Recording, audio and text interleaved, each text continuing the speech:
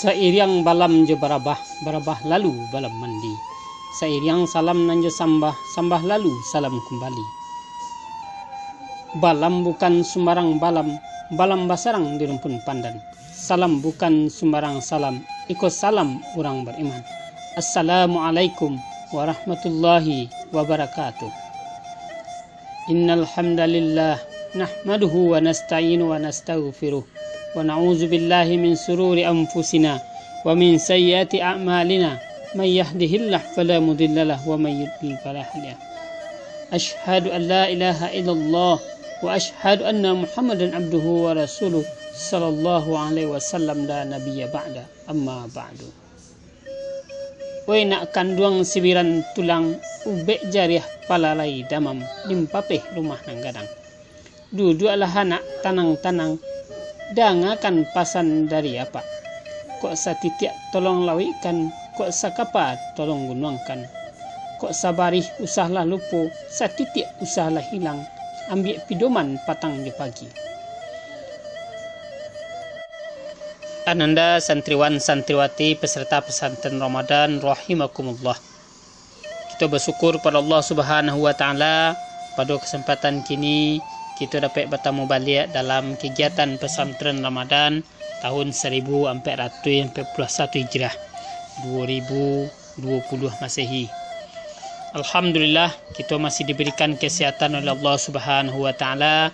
Kita masih diberikan nikmat dan hidayah sehingga kita dapat melaksanakan kegiatan pesantren Ramadan dalam suasana wabah Covid-19 ini secara online yang difasilitasi oleh Dinas Pendidikan Kota Padang. Dian salawat dan salam Allahumma salli ala Sayyidina Muhammad, doakan pada Allah semoga disampaikan buat junjungan kita yakni Nabi Muhammad sallallahu alaihi wasallam yang sudah berjuang untuk kita umat manusia akhir zaman, sehingga berkat perjuangan beliau kita dapat merasakan nikmatnya hidup dengan Islam dan manisnya hidup dengan iman. Mudah-mudahan salawat dan kita bacakan akan menjadi syafaat bagi kita di yaumil mahsyar nanti. Amin ya rabbal alamin. Anak-anakku santriwan santriwati peserta pesantren Ramadan rahimakumullah. Hari kini kita akan mempelajari tentang adat sopan santun masyarakat Minangkabau bersama Bapak Zulfiardi Madin Marajo. Anak-anakku santriwan santriwati rahimakumullah. Dalam adat Minangkabau banyak adat sopan santun yang menata kehidupan masyarakat sehingga kehidupan masyarakat di Minangkabau dapat berjalan dengan baik. Di antara adat sopan santun yang akan kita pelajari dalam pesantren Ramadan kita tahun kini setidaknya ada 23 macam adat sopan santun. Mulai dari adat bersalaman, adat mangkik tangan, adat masuk ke kadai, adat masuk ke rumah, sampai adat memuliakan bagian tubuh. Namun mungkin dalam kesempatan yang terbatas tidak seluruhnya dapat apa sampaikan secara detail satu persatu. Sesukitnya saja kita sampaikan mengenai adat-adat yang dalam masyarakat Minangkabau. Sebelum kita mengkaji satu persatu adat sopan santun masyarakat Minangkabau, harus kita ketahui bersama bahwa masyarakat Minangkabau itu punya sopan santun yang kuat dalam bergaul di tengah-tengah masyarakat. Masyarakat Minangkabau itu terkenal dengan basa-basinya yang santun, terkenal dengan tegur sapanya yang ramah. Basa-basi yaitu basa-basi yang bisa dianggap sebagai bagian dari sopan santun. Tegur sapa sesama masyarakat di Minangkabau itu menjadi bagian yang sangat penting bagi masyarakat itu sendiri. Sehingga masyarakat di Minangkabau itu sangat enggan kalau tidak berbasa-basi ketika bertemu dengan orang lain. Maka basa-basi itu penting dalam kehidupan masyarakat Minangkabau. Dan pantangnya dalam masyarakat Minangkabau itu adalah memakai ilmu basi. Apa itu ilmu basi? Itu basi pakak, basi lengah, basi anok. Disampaikan pelajaran kenyanya basi pakak saja. Inyaknya dengarkan, itu namanya basi pakak. Basi lengah. Ada kejadian-kejadian di lingkungannya, inyo tidak mau tahu. inyo lengah saja dengan kejadian-kejadian tersebut. Itu namanya basi lengah. Basi hanok.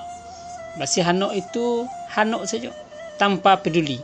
Istilah orang kininya ilmu basi ko adalah cuek. Cuek saja dengan kejadian-kejadian di lingkungan, dengan apa-apa yang disampaikan kepadanya, ini cuek saja. Itu namanya memakai ilmu basi. Tak ada masyarakat Minangkabau dan suku dengan ilmu basi itu. Makanya kepada anak-anak pak, santriwan-santriwati, jangan dipakai ilmu basi. Kemudian ada pula yang kedua yang sangat melakik dalam masyarakat Minangkabau adalah mulik manih kucindan murah. Apa arti mulik manih kucindan murah? Yaitu sikap lemah lembut, menampilkan dan berbicara halus terhadap seseorang, meskipun terhadap orang yang bersikap buruk kepada kita. Jadi mulik manih kucindan murah itu adalah dari tutur bahasanya santun, dari kata-katanya elok, kemudian disampaikan dengan gestur tubuh yang baik pula, dengan bahasa tubuh yang baik pula, dengan perangai nan elok pula. Jangan mulik manih tapi perangai ndak elok, atau perangai ndak elok tapi bermulik-mulik manih. Jadi sapasang antara mulik manih kucindan murah, bahasa elok, tutur kata lembut, dan perangai pun elok. Itulah ciri khas dari masyarakat Minangkabau. Hal itu senada dengan apa yang disampaikan dalam Quran surah Al-Furqan ayat 63. A'udzu billahi minasyaitonir rajim. Bismillahirrahmanirrahim. Wa ibadur rahmanil ladzi yamshuna 'alal ardi haunan wa idza khabatahumul jahiluna qalu salama. Sadaqallahul azim. Artinya, dan hamba-hamba Tuhan yang Maha Penyayang itu ialah orang-orang yang berjalan di atas bumi dengan rendah hati, dan apabila orang-orang jahil menyapa mereka, mereka mengucapkan kata-kata yang mengandung keselamatan. Anandaku peserta pesantren Ramadan rahimakumullah. Inilah adat sopan santun masyarakat Minangkabau yang mengharuskan seseorang itu harus bertutur kata dengan baik, harus berbicara dengan lemah lembut kepada orang lain, meskipun orang yang lawan berbicara itu mengatakan sesuatu yang tidak baik atau berbuat yang tidak elok kepada kita. Jadi inilah ciri khas masyarakat Minangkabau.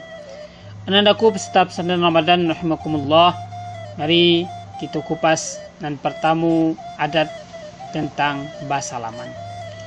Dalam masyarakat Minangkabau, adat basalaman itu ada ketentuannya. Yang pertama, tangan digenggam arek, artinya saling berjabatan tangan dengan erat. Kemudian saling menatap wajah orang yang bersalaman.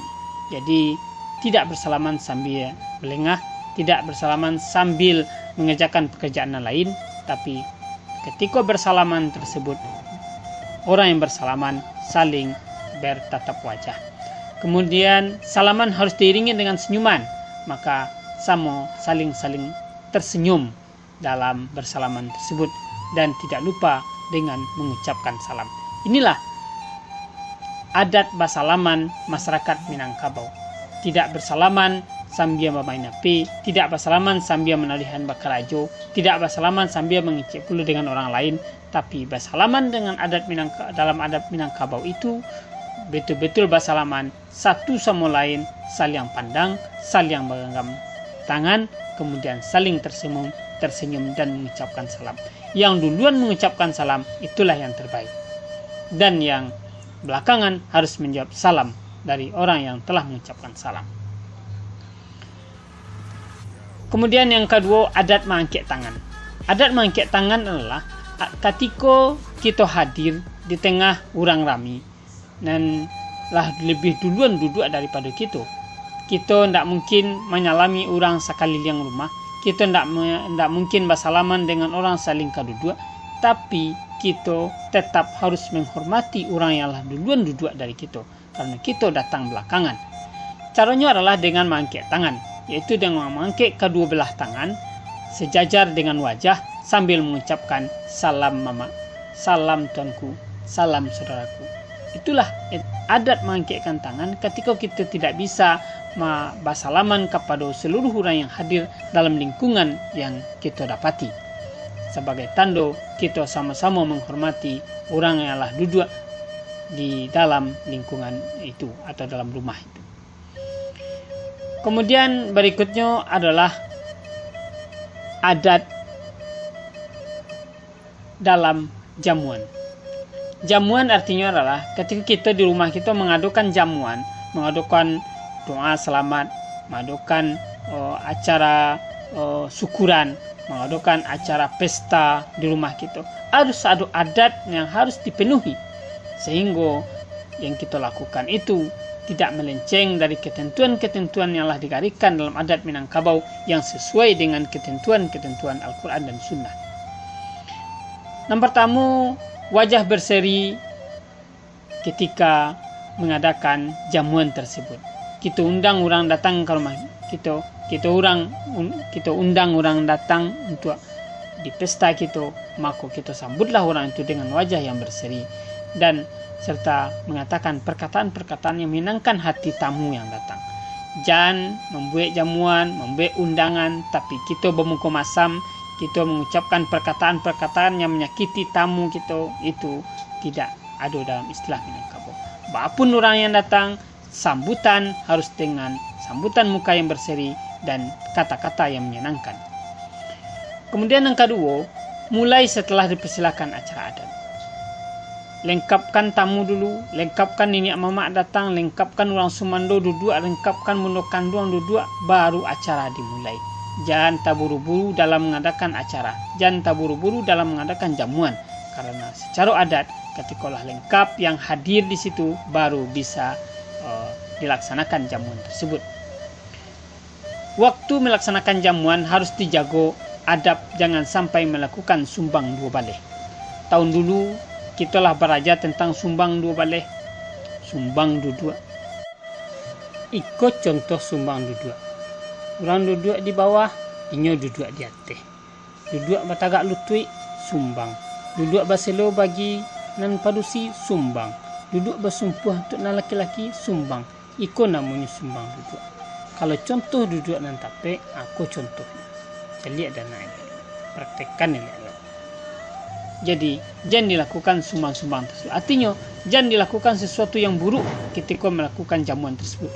Baik yang mengadakan jamuan ataupun bagi orang yang datang dalam jamuan tersebut. Kemudian adat duduk. Adat duduk adalah baat atau cara duduk dalam masyarakat Minangkabau. Begitu detailnya adat Minangkabau sehingga untuk duduk pun harus ada adat yang mesti dipenuhi. Apa adat yang mesti dipenuhi ketika duduk? Yang pertama, jangan duduk mengangkat kaki kateh. Artinya, jangan ketika kita duduk, batagaan lutut sabalah, diangkat. Kalau duduk di kursi, diangkat kaki sabalah ke kursi atau keduanya, itu tidak boleh. Itu tidak sopan menurut adat Minangkabau. Yang kedua, ketika kita duduk di tampek nan rami, ketika antrian contohnya, ketika dalam bus kota contohnya, laki-laki yang lah duduk, tapi setelah itu ada perempuan atau orang tua yang tak dapat tampil duduk, maka yang laki-laki harus tagak mempersilakan yang perempuan atau orang tua untuk duduk di tampil duduknya tadi. Laki-laki itulah yang tagak. Bangka seperti itu karena laki-laki itu secara fisik lebih kuat dari perempuan dan orang tua, maka dipersilakanlah orang perempuan tadi dan orang tua itu untuk duduk di tampil tadi. Yang ketiga, dilarang duduk mencongkong. Lain tentu dia nak duduk mencongkong. Mencongkong itu duduk seperti di WC. Itu bukan duduk di tampek nan umum. Kalau duduk di tampek umum, maka dilarang duduk mencongkong tersebut. Duduk mencongkong itu kedua lutut tagak kita duduk. Jadi seperti duduk di WC. Maka ketika itu dilakukan di depan umum ataupun di tengah-tengah rumah, itu tidak baik menurut adat Minangkabau. Anak-anakku santriwan santriwati pesantren Ramadan rahimakumullah. Selanjutnya yang akan kita bahas adalah adat masuk ke dalam rumah. Dalam adat Minangkabau, untuk masuk ke dalam suatu rumah, ada adat sopan santun harus dipenuhi.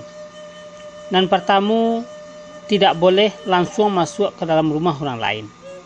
Jadi langsung saja masuk ke rumah, walaupun itu rumah kawan awak, rumah dan sanak awak, tidak boleh kita langsung masuk ke dalam rumah. Setidaknya kita harus magih kode dulu, magih informasi dulu bahwa kita akan masuk ke dalam rumah itu. Jangan beko, kalau kita langsung masuk ke dalam rumah orang di rumah sedang tidak siap menerima kehadiran orang lain, atau mungkin ia sedang berpakaian yang tidak pantas dicari oleh orang banyak, atau ia sedang mengecek dengan saudaranya, dengan keluarganya, sesuatu yang tidak boleh diketahui orang lain, maka harus ada informasi terlebih dahulu atau setidaknya tandu bahwa kita akan masuk ke dalam rumah tersebut. Berikutnya, mengucapkan salam sebelum masuk ke dalam rumah. Jadi sebelum masuk ke dalam rumah, ucapkanlah salam di depan pintu. Diketuk pintu, diucapkan salam, Assalamualaikum. Kalaulah diucapkan salam beberapa kali namun tidak ada jawaban, berarti kemungkinan orang di dalam rumah tidak ada. Jadi maka balik dan tidak jadi masuk ke dalam rumah tersebut. Itulah adat masuk ke dalam rumah. Kemudian dan kita pelajari juga adat berjalan di tengah-tengah orang banyak. Ananda mungkin pernah berjalan di tengah-tengah kerumunan orang atau sekelompok orang yang sedang duduk atau sedang berkumpul di satu tempat, awak kelewat. Maka adat yang harus dipenuhi. Jangan kita langsung saja, jangan kita melintas saja di hadapan orang banyak, tapi ada adat yang harus kita penuhi, sopan santun sebagai anak Minangkabau, dan tahu juga adat sopan santun, yaitu hendaknya meminta jalan serta minta maaf terlebih dahulu sampai membukukan badan dan sertakan tangan kanan memberi syarat minta lewat. Kalau kita membawa kendaraan, maka sebaiknya kendaraan kita lambekkan, kita minta izin kepada orang yang sedang berdiri di situ atau orang yang sedang duduk di situ, kita berdiri. Kalau bisa, tukarlah jalan ke tempat yang lain agar orang tersebut tidak terganggu. Contoh, kita kelewat, ada orang sedang kemalangan berami-rami di halamannya, maka sebaiknya kalau kita tidak bisa hadir di situ, maka carilah jalan lain untuk lewat. Anak-anakku peserta pesantren Ramadan rahimakumullah. Tidak terasa kita telah sampai di penghujung waktu. Nak orang Padang mengumpa banang, dikumpa lalu diparampek lalu dipatigo. Kok dirantang namuh panjang, elok dipunta naknya singkek, ambil sekiro kapaguna. Itulah yang dapat apa sampaikan pada kesempatan kini. Mudah-mudahan dapat kita pahami bersama dan dapat kita amalkan dalam kehidupan kita, mengarungi kehidupan di alam Minangkabau yang kita cintai ko. Pasan apa kepada anak-anak apa kau yang ketek jolong kagadang, umur alun setahun jaguang, darah alun sekapiak pinang. Pandai-pandai anak bagawa di tengah masyarakat. Moga-moga anak-anak bapak sadonyo menjadi anak yang berguna bagi nusa, bangsa dan agama. Demikian yang dapat Bapak sampaikan pada kesempatan kali ini. Berbanyak maaf. Billahi taufiq wal hidayah. Assalamualaikum warahmatullahi wabarakatuh.